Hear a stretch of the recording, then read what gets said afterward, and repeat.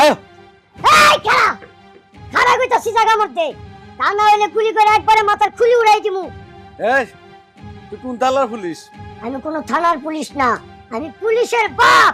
পুলিশের বাপ? পুলিশের বাবা? তোমার বাবা, তোমার পোলা পুলিশে চাকরি করে? বাবা বাবা জি আপা চলে আইছো? এদিকে আসো। আমার চলে আইছো অপারেশন করি। হ্যাঁ বলো। দেখো তো ওকে চিনো কিনা। কি ব্যাপার? এ তো হারাম ক্রিমিনাল। তুমি আমার বাড়িতে চলে আইছো? বাহ!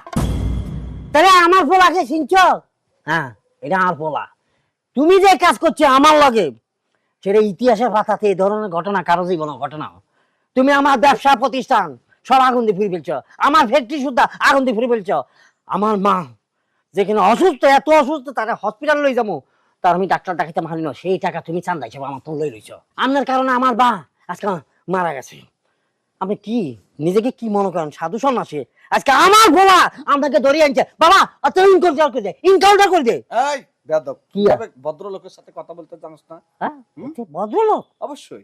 ঠান্ডাবাজ একটা ক্রিমিনাল, মানুষের তো পিটিং দিঘায় এত ভদ্রলোক কারে চিনাও কি? হ্যাঁ, আমি চিনি না? হ্যাঁ, আমার কত বড় ক্ষতি করছে।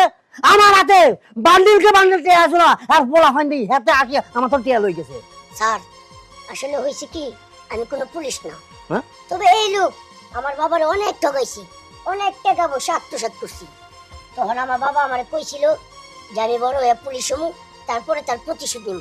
কিন্তু আমি তো কোনোদিন পুলিশ হইতে পারবো না, সেই জন্য আমি টেলার্সের দোকানে গিয়া পুলিশের ড্রেস বানাইছি।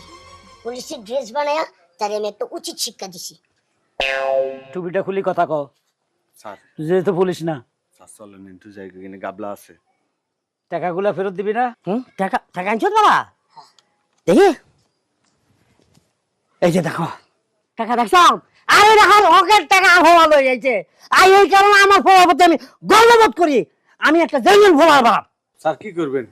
অপরাধ তুলন আমনের অঞ্চলেন কাড়ি যাই হেত গোটে হাতে রানিছে কই নেক কই। ওকে, একদিন বোর একদিন শাশুড়ির, আপাতত ক্ষমা করে গেলাম, চলো। জি স্যার চলেন। ওয়ালাইকুম আসসালাম। আমাকে ক্ষমা করে গেছে। আচ্ছা, তুমি যে আমারে বিয়ে করার কথা বলে এখানে নিয়ে আসলা চাকরির অজুহাত দিয়ে, এখন আমার কি হবে? আসলে কি আমি মানতে আছি মোর পোলাই মিথ্যে কথা বলছে, কিন্তু বিশ্বাস করো মোর পোলাই কিন্তু খুবই ভালো একজন মানুষ, আর তোমারে অনেক ভালোবাসে। মোর পোলারে যদি তুমি বিয়ে করো তাহলে তুমি সুখী হবা। এখন তুমি যদি রাজি না থাও তাহলে তোমার জোর করবো না, কারণ বিয়ে শাদী সবটাই তো হইছে নিজের মনের ব্যাপার।